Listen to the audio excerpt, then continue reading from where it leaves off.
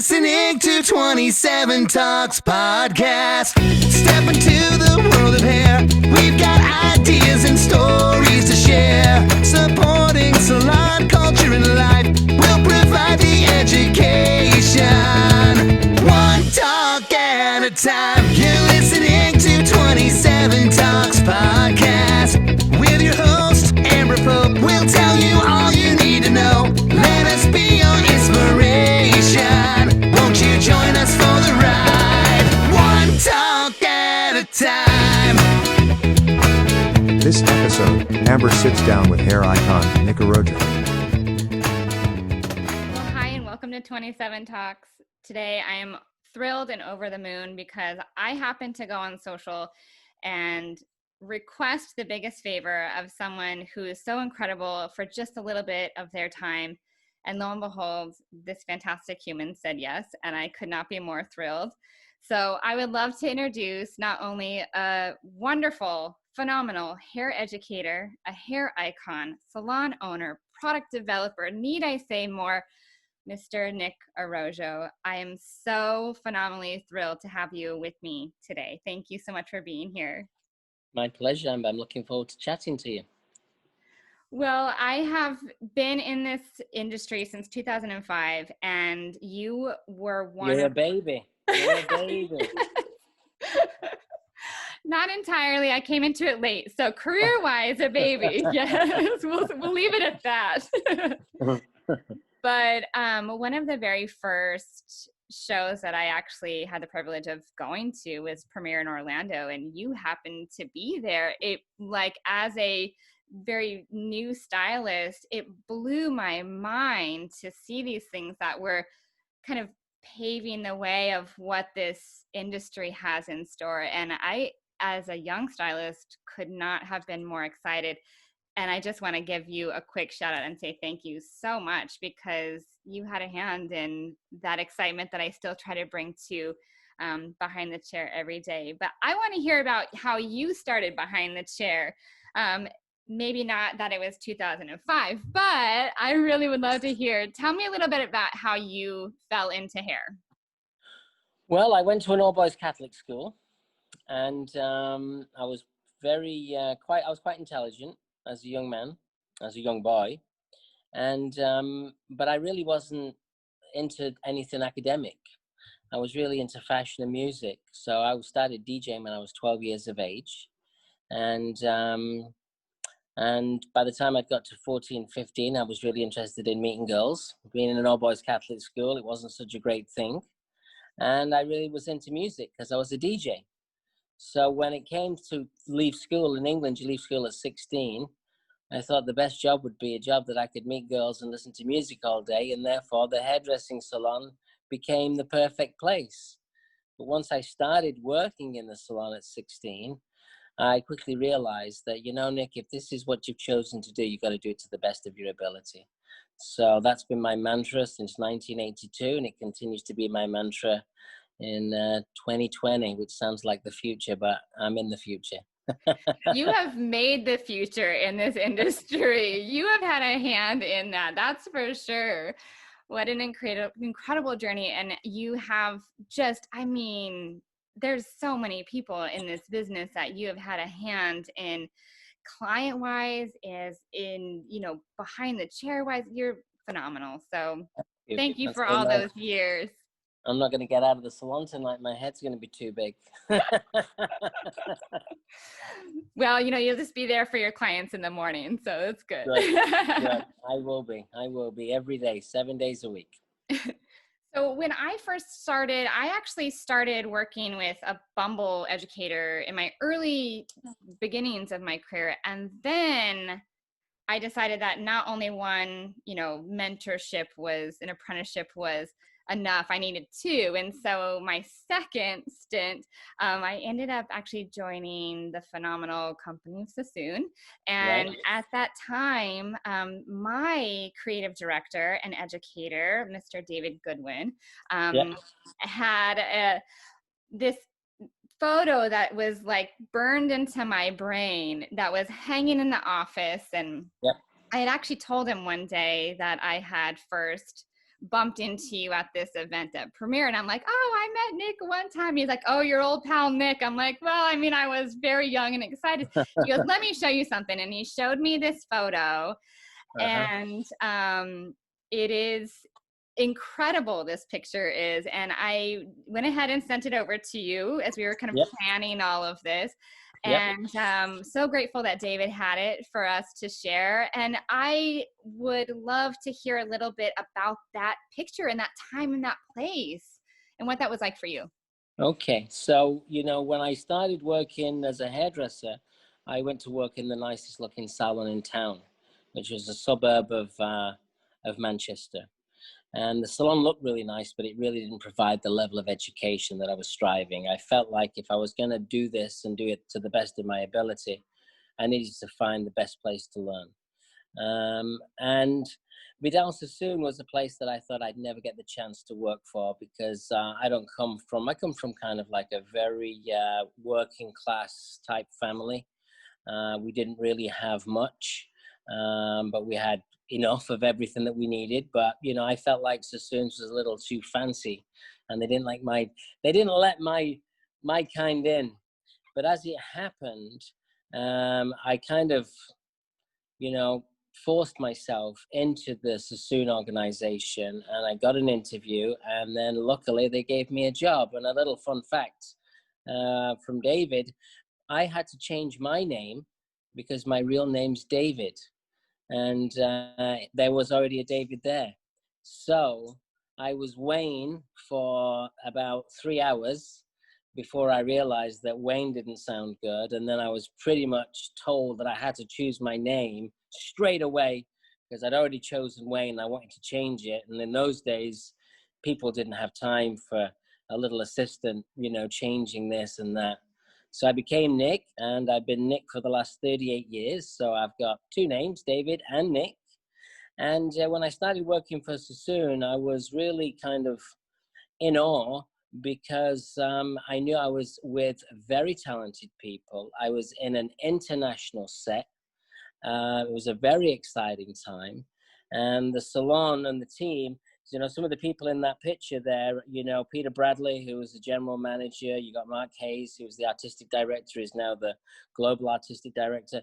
Martin Duff, Billy Curry.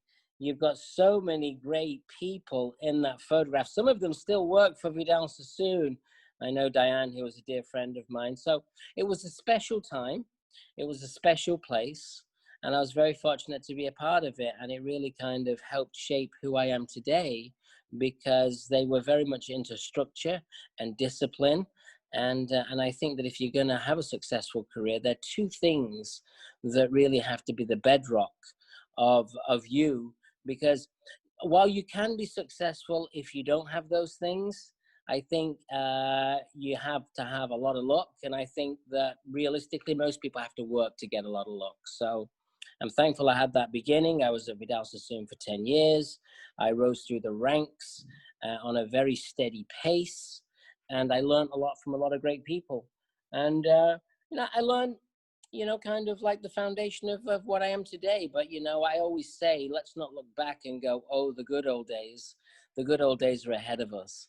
Yeah. So I'm always looking to the future to see what the future is going to bring, because the things that worked in 1982, 1983, 1984, they probably don't work to the same level in 2020. So we've evolved, but it was a great part of my history. And I'm thrilled that you sent me the picture. I do have the picture, believe it or not. And in those days, Vidal Sassoon used to do a yearly picture. So we have quite a few of them out there in the universe. And I think that, you know, it would be a nice thing to bring that back. But it's pretty tough in this new world that we live in. There's a lot of complicated hurdles we have in this new world we're living in. That's for sure. That is for sure. I think that is so awesome to hear that story. And I mean, it's hilarious about, I had no idea about the David, and David, that's amazing. You know, with that being a time and a place that really did sculpt you, is there anything in the past that was kind of this like benchmark for you that was like ignited your career into the path of where you are today? if we take 2020 as kind of that like barometer and we're talking about prior to, what really set it off for you? Is there one moment or maybe a couple moments? Well, I'm a very simple person. You go to work to make money. You need money to live. Yeah. I think one of the key things in life is to, provide for yourself and to provide for your family. Yeah. I don't want to be taken care of by anybody. I don't expect it or anticipate it. Coming from a pretty much working class family, we never really could have some of the luxuries that I wanted at the time. When I used to go to the store with my father, I used to have to buy off the sales shelf. I could never buy football boots from the top shelf or the middle shelf, which was the new line, the new items, the cool new thing. I couldn't have that. I used to just, get the stuff, but it was always the most affordable. So, when I left school, I said to myself, Nick, if you expect to have something in life, you're gonna have to work hard for it. And I've just been working hard every day, trying to do better. I always learn the lessons. I try my best to keep my ears open. I think you make mistakes along the journey. When you make mistakes, it's when you learn. I don't beat myself up, but I try my best not to repeat the same mistake. And it's kind of a mantra that has stayed with me for my entire career and my life, really. I think, fundamentally, you work hard, you dream big. That's what led me to America. I had a dream that I wanted to come to America. It wasn't like I dreamt one night and woke up and said, I want to go to America. It was more as I was growing up, I was aware of this land on the other side of the ocean called the USA. And New York was always magical. So, I always wanted to move to New York. And I always wanted to come here to explore the American dream. But I always knew that I was kind of like, because I was young and I traveled the world with Sassoon, I was very fortunate, having to go to Japan and going to Australia. So in my early 20s, getting on airplanes to fly around the world to do hair, I felt like, wow, that was so spectacular. And I never wanted to come to New York until I had a proper job and a reason to go, because I didn't want to leave. I didn't want it to be a place that I just visited. So, I've just always kind of followed my dreams, and the dream and the imagination and the vision has to come first. Because if the dream and the vision and the imagination comes first, you know what you're working towards. Yeah. So I've just constantly focused on, where do I imagine myself being and what do I want my life to look like? And then I work to that goal, and I work around. Sometimes it's difficult to kind of get to the destination. You don't know what's going to happen. But I think as long as you know where you want the destination to be, and that changes in life, I mean, life, you have different ideas and you go through different phases and different dreams and different stages. And then just like we've experienced right now, you get thrown these curveballs that, if they'd have told us that we were going to be locked down for 3.5 months and you're not going to be able to work, I think we'd have all said, nah, I don't believe that. But obviously that happened, and we're now living in this new world and a new reality, and it presents us with a whole new set of challenges, which is scary, but it's also kind of exciting at the same time. So I try my best to focus on the positive, but I have to tell you, there's not an hour that goes by that the negative turns up. Yeah, there's not an hour that goes by where I don't have a thought of doubt or a thought that, oh, maybe I can't make this, or maybe this isn't going to happen, or maybe I'm just not good enough for this. But I always try, when I get into that headspace, I try to click back. And I do believe that, my experience in life has enabled me to believe that there is more than just what you do. There's a universe, and the cosmic universe, I think, will reward you as long as you're prepared to put in a lot of effort and not have too much expectation. So the only thing we can do and the only thing that we can control is ourselves. So I just try my very best to try to do the best that I can, even at like the most difficult times. And this surely has to be one of the most difficult times in my lifetime, and probably in many people's lifetimes. I mean, we've lived through wars, We've lived through September the 11th, but you know, now we're living through a pandemic, which we never thought we'd have to live with.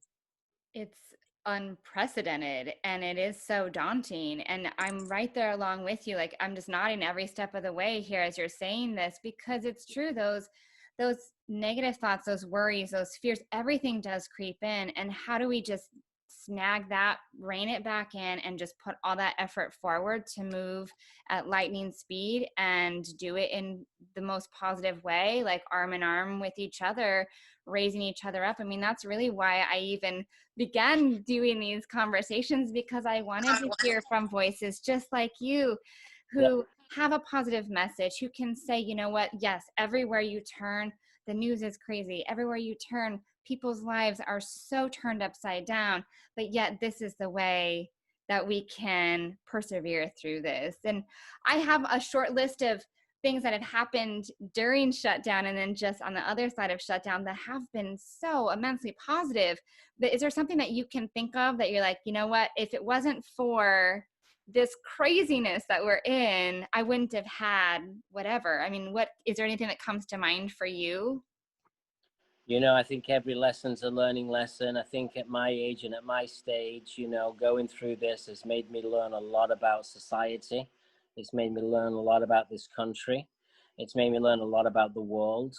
And it's also enabled me to think a little bit freer than I thought before. You know, the fact that rules are being put in place that really don't seem right to me makes me believe that, you know, maybe I just have to be less, I shouldn't live in fear anymore. You know, to me, I just closed down my Tribeca location. Yeah. So what comes with that is a lot of debt. So I got the bill today for the last 4 months. It's $400,000. You know that I'm going to be heading to the courts with a lawsuit to deal with that. I just invested $750,000 in Tribeca, and I'm still paying for it. And now it's shut down, and now it's a debt, and it's going to be something that's going to be a harrowing journey for me. But I can't live in fear, you know. So I have to live and do what's right. And at a certain point during this time, I thought, well, if I close down a facility because I just know I'm not going to make it because of the environment and the climate, the business climate, I'll have to shut everything down and call it quits. And then at a certain point, I said, you know what? I don't think so. I mean, if I just walked away from the space, then yes, I would be in a lot of trouble. But all of a sudden, I had to leave a facility because the government prevented me from working. And I couldn't work in a space that I was paying rent on. And I said to myself, you know what? I'm just going to do the best thing that I can do, make the best decisions that I can make. And let's see how it all comes out in the wash. So I suppose I used to be the guy that used to like to kind of see everything through till the end. Okay, what if this happens and this happens and this, and what should we do about this, and how do we do that? And that's how we process. Today, I'm a little bit more like, you know what? I don't know what the outcome's going to be, but I can tell you what, what I'm doing is the right thing for right now, because I still believe I deserve to be in business. I still believe that I would not have closed down my Tribeca location had the government not shut me down for such a long time. And therefore, I still believe that when push comes to shove, I'm going to be okay.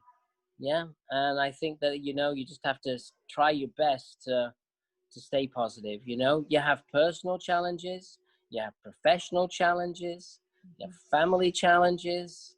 You know, the older you get, the problems seem to get bigger, or the more successful you get, sometimes the challenges become bigger. So I think it's a big learning lesson for me, really. I'm like, you learn how to wear it.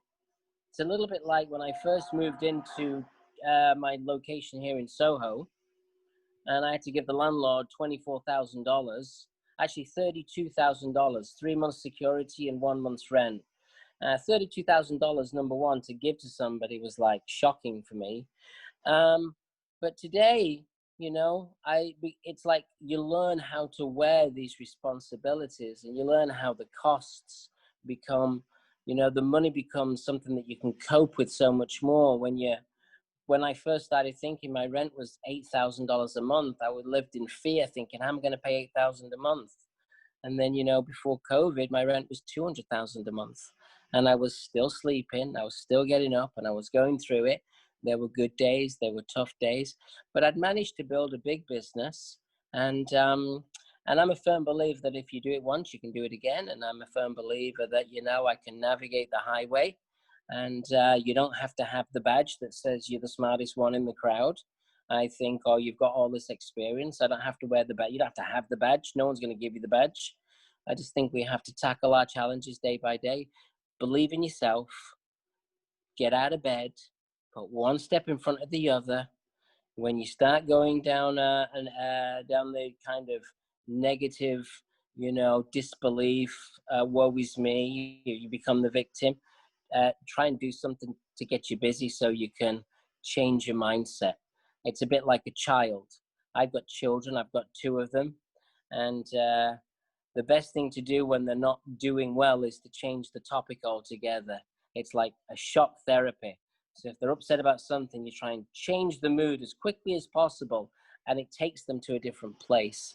You have to learn how to program yourself so that you can take yourself to a different place. I love it. Every sentence that you just said, I'm so inspired, but I will tell you this on the other side of it.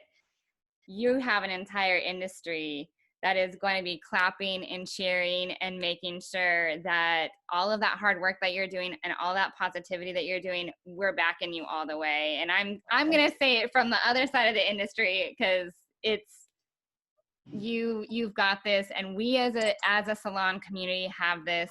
And you know what? It's not been easy. Any step of it hasn't been easy, but that is exactly what people need to hear. And I thank you so much for sharing that. Oh, you're welcome. I mean, listen, I lost 80% of my staff during this close down. Yeah. So I come back to business now, and I kickstart, because I'm not just, it's really not, obviously you need money to survive, which I discussed earlier. I don't work for money. Yeah. I mean, at the end of the day, you do go to work to make money. I'm lucky that I've surpassed all of my dreams, and like, I suppose, I don't know, but me, it's like, oh, I wished I could go here, and I've been there. I wished I could fly that way, and I've done that. I wished I could live in this place, and I've done that. I wished I could own my own apartment. I've done that. I wished I could drive this car, and I've done that. So I've had some really magical moments in this journey of life that I've had. Today, my wish is that New York becomes that vibrant place that I knew it was. I wish, and I think that it's important for me to play a part in trying to be there for the community. And my hope and my intention is I can survive. I can survive it. Obviously, at the end of the day, your business is down at 75%. So you've got to get it from 75% to, you got to build your business from 25 to 30, from 35 to 40, incremental steps. But it's a challenge. But you know what? If anyone can do it, I believe in myself, because I know that I will turn up no matter what. And as long as you're prepared to turn up and you're prepared to do what you need to do, you'll find the energy and the strength to help see you through. And I do think the universe will take care of me. So intention is a massive power, and the human spirit is incredible. And this is my journey, and I'm not going to end it on a bad note. I want to end it on a positive. You certainly will. And I couldn't agree with you more. Absolutely. Well, I want to ask you a couple questions about you and fun and just getting to know you as Nick. Okay. Okay. So you just talked about New York's magical. I agree. New York, there's part of my fiber that lives in New York, even though I've never had the opportunity to actually live in New York. But I want to know, what is your favorite thing? And I know it's been tough these days in New York with just this 2020 and everything. But at the core of New York, what is it? Either your favorite place or your favorite thing about it? talk to me about that for a moment. My favorite thing about New York City is the people. Yeah, it's the people. You know, the mixed bag of everybody all gelling together. You know, from models, movie stars, actors, actresses, to club kids, to street stylists, to graffiti artists, right the way through skateboarders, roller. I mean, I was walking down the street yesterday. I left the salon, and there's so much eye candy and stimulation here. Even now, we're starting to see that come back, which is exciting. And there was a girl in a rollerblades, and she had a shorts, and she just looked so like down with the program. And then off she went down the road, and I was like, that's pretty cool. Yeah, I like that urban, kind of reality. People don't walk in lines here. It's a scrabble. Yeah, that's not like everyone's going this way. Everyone's going every way. It's fast paced. It's a little bit more dangerous now, like it used to be, which I'm not a big fan of. But that does bring a little bit more of, heightened awareness for your situation and your surroundings. But for me, it's the people that I like. That's what inspires me about New York City. And that's what inspires me the most is knowing that I live in a place where there's a lot of great people with a lot to offer to me personally and to each other. I just had a great meal up the street. We're eating on the street now. I'm talking to a guy from L'Oreal. I had a great, stimulating conversation, and people are passing by, and the food is spectacular. So, there's a lot of great things in New York City, and obviously I've traveled America a lot. So there's nothing better than when I know that I'm going home to New York City. I like that. I've always liked that. That's awesome. That's awesome. Well, what is your favorite animal? Just a nice, easy segue into from all the glorious of New York. I've not really been. I can't tell you that I'm really like an animal lover, but I suppose if I had a favorite animal, it would have to be a monkey. It's awesome. Monkeys are great.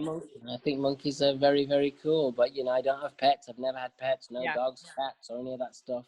I don't intend to have them. It's not my life. But I think monkeys more my style. I love it. I love it.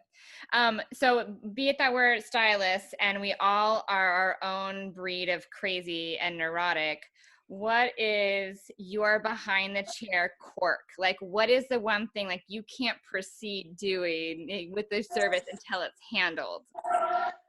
If I don't have my towel folded, my towel has to be folded and it has to be on my station. Yeah. If I don't have that, I'm not going anywhere. And I like my water spray bottle, I like my hydro mist, and I like my tools. Yeah. And that's it. But if I don't have my towel, I don't feel like I'm prepared to do the service. I couldn't agree more. I literally like lay mine out like I'm a surgeon, Yeah, and that's good. Ready to go. I love it. And I think your clients appreciate it too, because it elevates your professionalism and you're organized. I always say the same thing. If your client can visualize your attention to detail with your surroundings, then they know you're going to take good care of their hair. That's for sure. Agreed. What's the one thing about hair and a hair trend that you hope will stay forever? Natural hair texture. I love working with natural hair texture more than changing the texture. So the nice thing is, I think certainly recently it's become even more in vogue. I remember coming to America and watching the Disney movie. I don't know what the movie was, but it was like a princess, and she wasn't beautiful until her hair was straight. And I thought, that's such a like, why can you not be attractive with curly hair?